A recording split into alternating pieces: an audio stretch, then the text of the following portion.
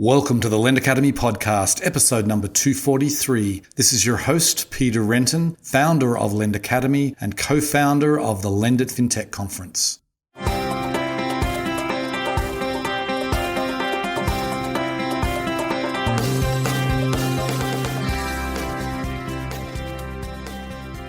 Today's episode is sponsored by Lend It Fintech USA, the world's largest fintech event dedicated to lending and digital banking. It's happening on our new dates of September 30 and October 1 at the Javits Center in New York. This year, with everything that's been going on, there will be so much to talk about. It will likely be our most important show ever.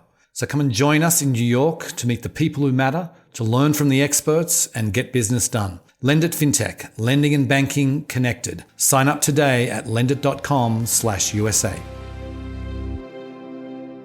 Today on the show, I'm delighted to welcome back Jared Hecht. He is the CEO and co-founder of Fundera.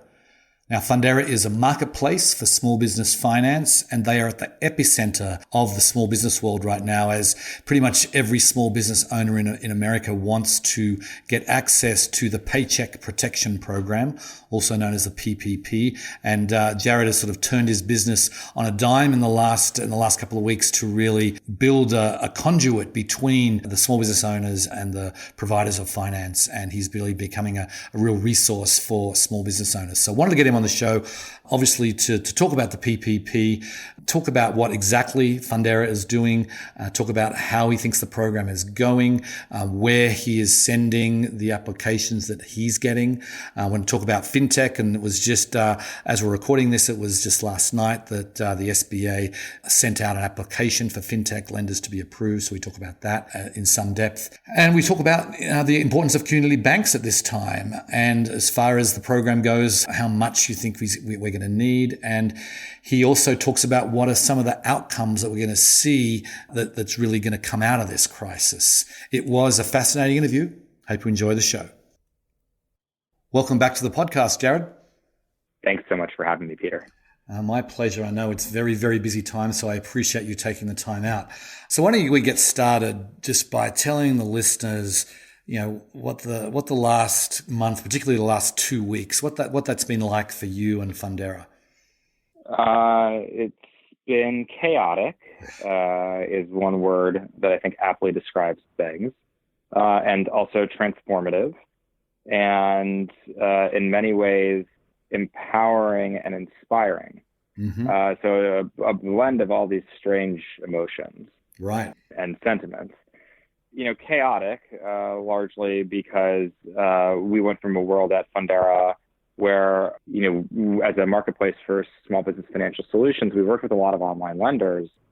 And most of those online lenders have either paused lending to new customers and, frankly, even to existing customers, or they've reduced their credit box, anywhere from, call it 75 to 90%. So activity amongst online lenders has decreased rapidly. Mm-hmm. Fortunately, at Fundera, we've spent the past 2 years developing a really robust program working with banks, both banks who provide term loans and lines of credit through Fundera and banks who are SBA lenders. We've built up our own 7A practice in-house, and that's still going strong. Mm-hmm. 7A SBA lending is a muscle we've developed, and I'm pretty happy and fortunate for that. But we've also been able to use all of our knowledge from SBA and leverage it to spin up a practice for PPP lending. So chaotic largely because part of our business has been temporarily paused, and that is the business that we do with online lenders, and been entirely refocused on how do we help small business owners navigate all of this complexity when it comes to new government policy and government lending. Mm-hmm.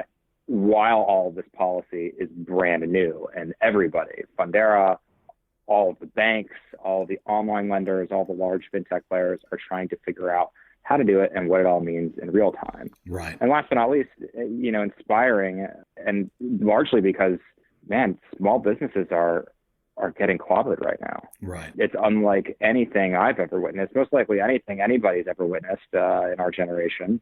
Where, were you to walk outside, and do not walk outside right now, but were you to walk outside, you'd seldom see a small business that was open. And I feel, and we feel like at Fundera, you have all of our healthcare workers literally on the front lines saving lives right now, saving lives. And at Fundera, it really feels like while we may not be working in hospitals, while we are all working remotely or from home, it does feel like we are on the front lines saving the lives of small business. Right. And that is there's a rallying cry behind that.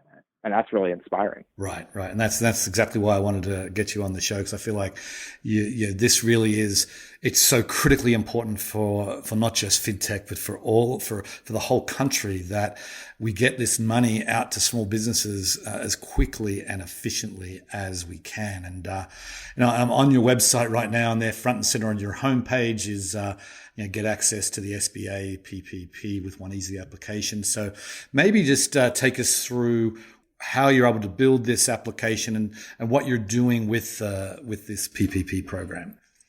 Yeah, so what we're primarily doing at Fundera is trying to educate small business owners on all of the newfound options that they have that are available to them.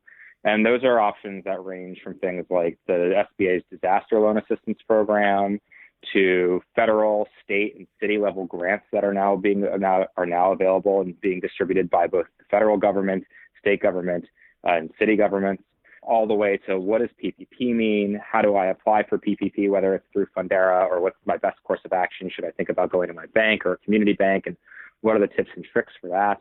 And last but not least, how do I think about, SBA 7A? Is that still on the table? Which for small business owners in the audience out there, it very much is.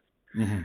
So we've really tried to reorient the company around those programs. It's fascinating because over the course of 2 to 3 weeks, the primary small business lender is now the government, whether it's at the state level or the federal level. Like, that is the primary small business lender. Mm-hmm. So one of the things that we've done is we've spun up the PPP application, and we're working with all of our banks that we had initially worked with that did 7A lending through Fundera on helping them stand up their PPP programs and helping our customers access those funds and apply for those funds. And that's been, frankly, it's been enormously challenging because, as I alluded to before, everyone is literally figuring this out in real time. And the past week and a half, with kind of updates to all the guidance that everyone's received from the Treasury and the SBA, people have been amending their applications. And at Fundera, we have to really map our applications and our processes to that of all of our lenders. And as those fluctuate or change, or as kind of the underwriting requirements or document requirements change, we have to reflect that with our customers as well. And that's been hard. Mm-hmm. It sounds kind of easy, but it's actually been really hard. And we've also had to work with all of our partners as they figure out how to navigate E-Trans, what are the issues when that becomes overloaded, how can they better automate their systems to deal with all this unprecedented demand. So we're all scrambling to figure it out in real time and try and help as many small businesses as we can. If I kind of just shake my head and laugh a little bit whenever I hear people be like, hey, we got this, 100%. We're totally dialed in. That's just not true. But it's an adventure, man. And it's kind of this one time where everybody's bonding together and figuring this all out together. Right, for sure. And, I should mention too, we are recording this on April 9th because I know this is a very fast moving situation. It will be published on April 17th, but. Oh my gosh. Yes. It's going to be like getting in a time machine by then. It will be. But I wanted to talk about just, last night, because you mentioned you're working with banks, and the reason you're working with banks is that it's only the approved SBA lenders that have been able to do this program, and many of the fintech lenders that you work with and that we know very well have really been shut out of the program. But last night they finally came out with an application for these lenders to apply to the SBA to get approved. I mean, I guess I'd be curious about I know, and I wrote an article this morning about many of the fintechs are going to apply. But what's your sense? I mean, do you think next week you'll be working with fintechs like you're working with banks, or do you think this is going to take longer? At this point, just given all the curveballs that have been thrown throughout this entire process, it's like, what's the point of predicting when something is actually going to happen? Yeah. I would very much like for that to be the case. I would very much like it for it to be the case tonight or tomorrow. We've obviously been communicating with all these companies since this all began. everyone's been preparing to be both a lender, but many of them are already an agent, mainly because they had to be, right? Like they need to find a way to steer their customer base to these lending solutions to help them and also to protect themselves. So it's kind of, it feels silly for me to guess, like maybe the end of next week. I hope the end of next week. That said, we've been communicating with all of them, and we plan on working with a select few of them, right, to really help them get it off the ground. I think we have kind of the luxury of already working with a couple of banks, really understanding what this process looks like, so we can truly help some of these online lenders get through some of the initial hurdles when they're standing this up. Right. And so today, we've been five business days. This program has been live, and I know that many bankers worked over the weekend as well. I'm sure you did. But are you processing PPP loans today that are successfully being submitted to the SBA and being approved? That is an excellent question. And sadly, as an agent, visibility, at least as of today, is very, very low. Right. What I can tell you is this: approximately 36 hours ago, we started submitting the first applications, our first package applications, 36 hours ago or 48 hours ago, to effectively like 1.5 of our banking partners, testing things with one of our existing banking partners and really beginning to submit meaningful flow to another banking partner. They work with a couple other people, including their own depository customers. So it's been a little bit difficult to get insight into have they actually been funded yet. What we do know is that this bank has funded some loans, but we do know that some of the customers have been submitted to E-Tran, PLP has been pulled. So that's good. So this process is beginning to work. Mm-hmm. But frankly, like largely because this program is so incredibly new, like normally when we were working with the lender, 2 or 3 weeks ago, you have complete visibility into what happens with an application the second you submit it. There are tools that you can see. You have API connections where all this information is automatically fed back to you. Right now, people are literally still getting these systems up and running, right? Like you could ask questions to, some of our partner banks, but frankly, you could ask questions to large national banks right now. Like, hey, when a customer submits an application, what type of communication do you have with them? Right? Are you informing them of where their application is in the process, whether it's moved into underwriting, whether it's been submitted in process? Like you will just get kind of a bunch of confused looks back at you. Like we literally just learned how to stand up this application and start processing volume. We don't yet know how to communicate with customers after the fact. So all of this is being done in real time. Now I hope by the time that April 17th rolls around and people are listening to this, we are living in a much different world where all of these processes are thought through, fleshed out, and live. And there's no uncertainty or questions about, hey, where do I stand in this pipeline or where do I stand in this queue? Right. But right now, we're just doing our best to make sure that applications are being submitted and confirming that the bank has them and will be processing them. Right. And I also heard that, there's been some challenges with E-Trans. I mean, I read an American banker yesterday, I think it was, where the Amazon have been tasked with upgrading. Obviously, E-Trans has been overwhelmed. It's not used to getting anywhere close. It's probably 100x or even 1000x more volume that they're used to. Yeah, I think it's probably somewhere between 10 to 100,000x. Okay. Yeah. So I'm not joking. So there's not many systems that can do 100,000x volume without having some challenges. But and I know it went down on Monday for several hours, but from what I've been hearing, it seems like it's doing a little better. I mean, have you heard of like E-Trans being down recently? I heard that it was down for a little while yesterday. I mean, E-Trans is fickle, man. It's fickle. Not like very few people know anything about it. So it kind of comes as a shock to a lot of banks when they're trying to become a SBA approved lender and they kind of have to navigate how to use this software. It's going to catch a lot of the online lenders off guard, right? Like a lot of online lenders are used to like, cool, we can just like plug into this system through this API and all of this is entirely automated. Right. A majority of banks, when they try and pull PLP, which is what you do when you use this E-Trans software, which is effectively like the gateway to the SBA ledger, right?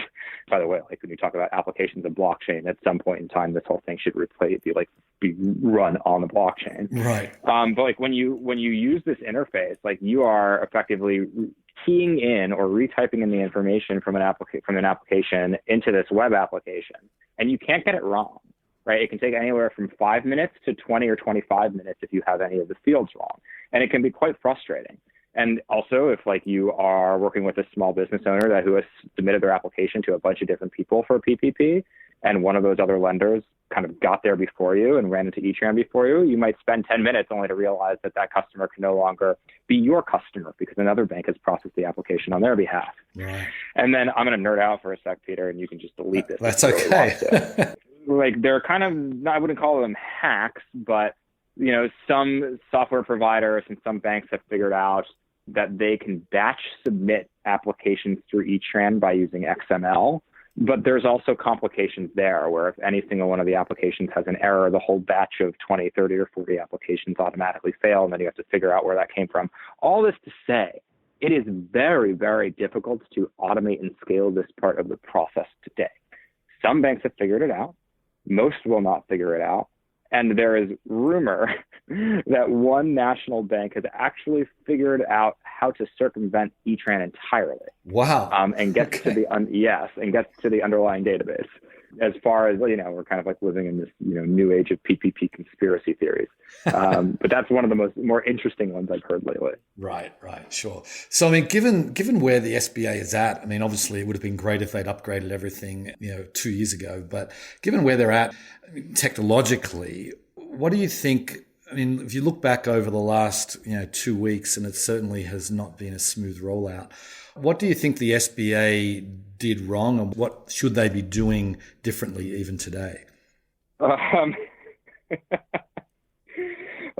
me preface whatever I end up saying here by just saying, like, the people at the SBA probably haven't slept in 2 to 3 weeks. Right. They are working around the clock trying to save small business. Mm-hmm. And what they are doing is just extraordinarily admirable right now. The circumstances are unprecedented, and we really just do have to remember and recognize that human beings are doing the best that they possibly can right now to save the day. Mm-hmm. And I commend everybody there for doing exactly that. And I can only imagine that the challenges that they've been encountering are unfathomably difficult.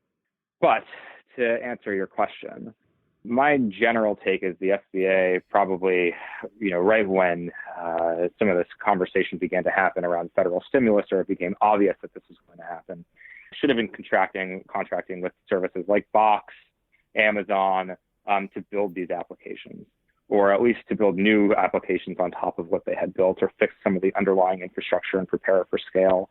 I mean, when you hear about what's happening with the SBA's powered loan disaster assistance, it's crazy. Like, people are submitting these applications directly to the SBA, and they're not hearing back, period. Like, they're just not hearing back. No confirmation email, no update as to what's happening. These are small businesses who were told that within 3 days they'd have $10,000 deposited in their bank account, and there's nothing. Mm-hmm. I think I put out a poll on Twitter to see if anybody who had applied for disaster loan assistance had either heard back or had actually received funding. And approximately 1.5% of people had. So it's kind of wild. So I think dialing in that program in particular would have been important. It was very apparent that this is going to be a national disaster, not a localized disaster like a hurricane. Mm-hmm. So thinking through ways like, hey, is this system actually ready to help small businesses all across the country, I think would have been important. And then working with banks, what could the SBA have done differently? It's really difficult to anticipate this type of thing. But that said, it is primarily the federal government's job to anticipate these types of things. So solving for E-Tran absolutely would have been one of them, providing an API or working on the underlying infrastructure of the database and accessibility to it, and the ability for banks or lenders to write to that and pull PLP faster. It's something that they should have done years ago, not in the moment or after the fact. Mm-hmm. But it's hard, you're dealing with the federal government. It's really difficult to write good software and good programs. And what are you going to do in this scenario? So it's easy to sit here and kind of armchair quarterback what should have happened over the course of the past couple of years. It all feels painstakingly obvious today. But I think what matters now is you have extraordinarily hardworking, mission-driven people, many of whom have, grown up throughout the course of their career at the SBA, getting to work for small business right now and burning the midnight oil to make this happen. Mm-hmm. I think we can kind of reflect on this more appropriately after the fact. And obviously things will change many months from now when these programs are done with and things return to hopefully some semblance of normalcy. But until then, I think the best thing that we can do is just be as supportive as possible, right, and helpful as possible during this process. Yeah. So I've been reading what you write on Twitter, and it's super helpful having people like yourself out there sharing in real time what's been happening. And like it was a couple of days ago, you wrote about community banks and how they were really going to be critical to getting this money out. And then last night, I see when obviously we had the licensing came out last night, or the application for fintechs came out, and you wrote about how fintechs could really be also a huge conduit for helping get this money out. But so when it's all said and done, do you feel like the typical small business owner, who I know you obviously you know that these people well and you communicate them every day. I mean, how do you think they're going to view fintech, and how do you think they're going to view big banks, community banks after this is all said and done?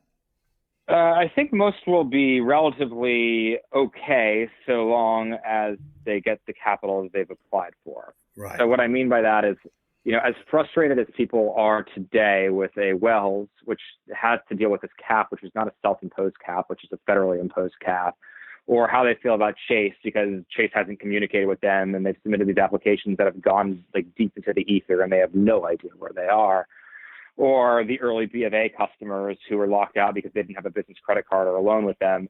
I generally think like those things, while they will be remembered, they won't be remembered as viciously as they currently are felt today, so long as these customers get their financing, right, and do so in a reasonably timely fashion. That said, there's pure vitriol for the big banks right now amongst their customer base who either doesn't know the status of their application or has not been able to apply for an application. It doesn't take much digging, or any digging for that matter, to experience it and see it firsthand. Yep. And that's unfortunate. But I have heard some big banks are actually doing extraordinarily well here. I don't have proof of it, but one of the things I've heard is B of A is actually doing an exceptional job when it comes to processing this stuff very quickly. Yeah. There's more stuff we could talk about there later. But anywho, I do think that it behooves small business owners, and we've been telling every single one of our customers to make sure, check in with their bank, see if their bank is actually providing PPP financing, make sure that they're talking to their banker and see if they can actually apply.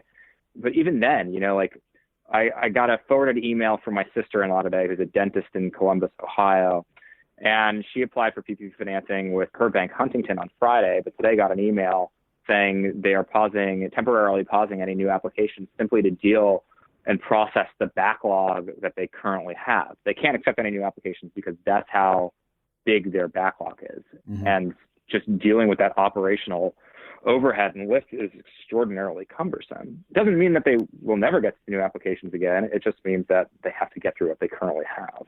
Right. So we've been advising a lot of those customers to come to Fundera and see how we can help, but also to check in with their community bank. I've talked to roughly 150 banks over the course of the past 2 weeks. And one common theme we've seen amongst community banks who are taking this seriously is that they're really leaning into this, and they're using it as an opportunity to acquire more customers within their geographical footprint, saying things like, hey, we are currently only lending to depository customers, but if you want to apply for a PPP loan with us, we are happy to deposit it into an account in our bank that you will move your deposits into. Mm-hmm. And a lot of our customers, when they hear that and they have zero idea where they stand with their current bank, whether it's a national bank or a large regional bank, they find that enticing and they're pursuing that path. And we strongly encourage it for now, so long as the customer is in need of capital. So, I think what we might see when all is said and done here is a very real appreciation, specifically amongst small business owners, for their community bank. And this notion that in times of need, it really does behoove a small business owner to have a banker or a financial advisor that they think of as a true partner that they can turn to help through all these decisions. And they just get more of that locally. Right. In a community branch, a community bank whose purpose is to serve them, than you do at a national level. Not to say like national banks aren't good. Like they provide so many services that a community bank could never provide.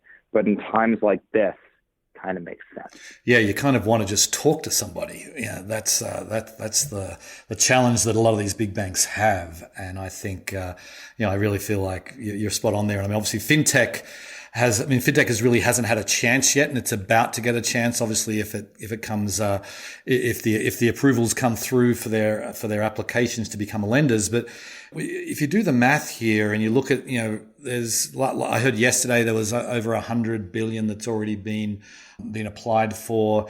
So, and then there's obviously still many small businesses who haven't been able to get their application in.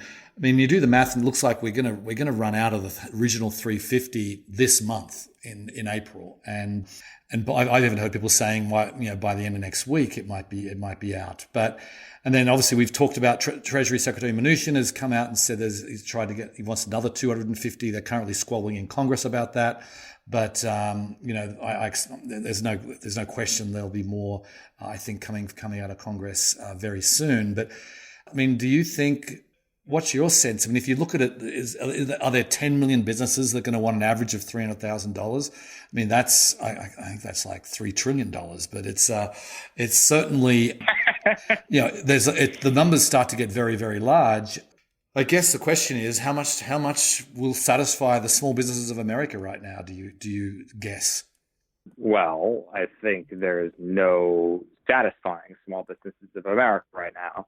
The 350 needs to be at least doubled. And when you think about that doubling is on a temporary basis, right? The CARES Act for small business specifically and PPP, it was supposed to be a program that lasts through June. Mm-hmm. Like what happens if this notion of social distancing and quarantining continues and bleeds into Q3?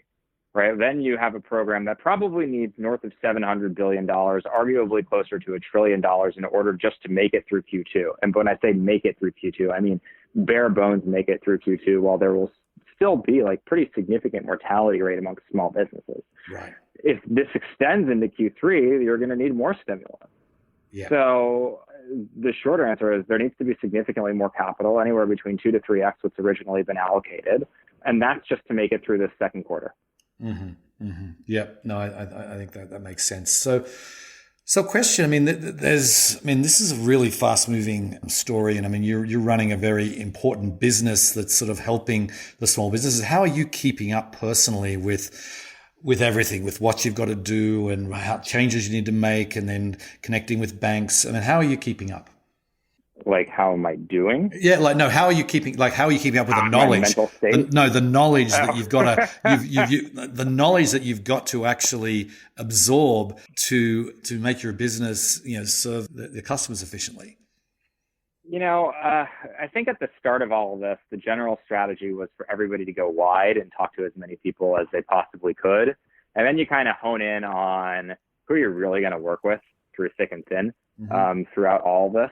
And who do you generally feel like is not full of shit and knows what they are talking about? And then you go deep with a select group of people. Right. So I think we've called together a really great network of people who are very in tune with what's happening, both at the policy level, at the operational level, people who work directly with the SBA, online lenders and banks. And then just think about the free flow of information. And here, like in this world, people aren't competing with one another, with the exception of, I think, banks and fintechs who will be competing with one another very shortly. But people are really trying to collaborate here and make sure that small business is successful, because that's ultimately the most important thing to all these businesses, is to make sure that small business stays afloat. So the short answer is, find a group of trusted people and share information freely amongst them together. Right. Okay, that makes sense. So then I'm curious about, we're almost out of time, but I want to get to a couple more things. Sure, I'll answer fast. Okay, so Firstly, do you know of any small business anywhere in the country, or have you heard of one secondhand even that have received their PPP money yet? Yes. You do? Okay. That's good. Okay. It is good. It's absolutely terrific. Yes. It means it's working. Yes. Okay. Because I hadn't heard of any yet, so I think that's that bodes well. So, maybe we can just finish up with a question. I've been a small business owner my whole career. My father was a small business owner. I grew up in a household that valued that. I mean, your life is all about the small business owner. So I feel personally very motivated to do everything that I can to help everybody along. But I'm curious to see when we look back at this next year, and obviously let's just assume we get back by the end of Q2 that social distancing is, restaurants have opened up, movie theaters have opened up, and there is still social distancing happening, but the lifeblood of the country is coming back. What impact do you see this having on the small business lending landscape long term? Because a lot of these small business lenders, as you say, they've shut up shop. They've shut up shop temporarily. But I feel like we had a really robust small business lending environment coming into this crisis, and I'm concerned that we won't have one coming out. And I'd love to get your thoughts on that. I think the SBA is going to be the only game in town throughout the third quarter of this year. You'll see banks start participating, and I'm talking about small business, right? I'm talking about mainstream mom and pop shops here. SBA will be the only game in town throughout the third quarter of this year. Banks will begin to participate in a non-SBA capacity, maybe at the very end of the third quarter, and we will, in all likelihood, see some online lenders, like alternative lenders, begin to participate in the fourth quarter of this year. There will be some larger fintechs, like I would predict, that have balance sheet capacity that will continue to lend lightly throughout all of this and ramp up towards the end of the year. Mm-hmm. I would consider those to be companies like QuickBooks and PayPal, where losses might feel like rounding errors, and they're just going to do everything they possibly can to support their merchants because they're just remarkably customer-centric organizations. Mm-hmm. And they fortunately have the capability to be able to do that. But that's my general prediction. Like, we're set back a couple of years here in terms of progress that non-bank lenders have made. Now, there is this thing that can happen, which I think likely will happen for what it's worth, which is that now that online lenders can apply for eligibility to provide these PPP loans, their customers will be remarkably happy with the experience that they have through them. Mm-hmm. And as a result, and by online lenders, I also mean fintechs, so the Squares, the QuickBooks, the PayPal, the Stripes of the world. And as a result, the likelihood that they will be eligible for their own bank charters, right, as opposed to having to kind of piggyback off other banks to originate loans, and they can actually create their own depository institutions, will become significantly more likely. And that in and of itself may open up an entirely new universe on what types of companies can actually start a bank. Because, when you think about hey, wouldn't it be neat to actually open up a bank account with Square as a small business owner, or PayPal, or QuickBooks? The answer is probably, yeah, it would be very, very neat. And I think the likelihood of that happening much faster than it has today is significantly higher as we exit this period. Mm-hmm. Interesting. I hadn't even thought of that, but that is a great way to finish. I really appreciate you taking the time out today, Jared. I know you've got a lot on your plate, and thanks for talking with me today. Of course. Thanks for having me, Peter. Okay. See ya. Bye. Interesting what Jared ended with there, and I think there's going to be we're going to see some drastic changes, long-term changes that come out of this. And one of them may well be that some of the large fintechs find it easier to get a banking license. But there's also going to be others. And I think what he mentioned community banks. I wanted to share our story here at Lendit. Obviously, we've been impacted. We've had to postpone our event, and we've applied for the PPP. And we obviously wanted to apply with a fintech, but until last night, that there wasn't any way. And even as I'm recording this, there's still no way to apply directly with a fintech.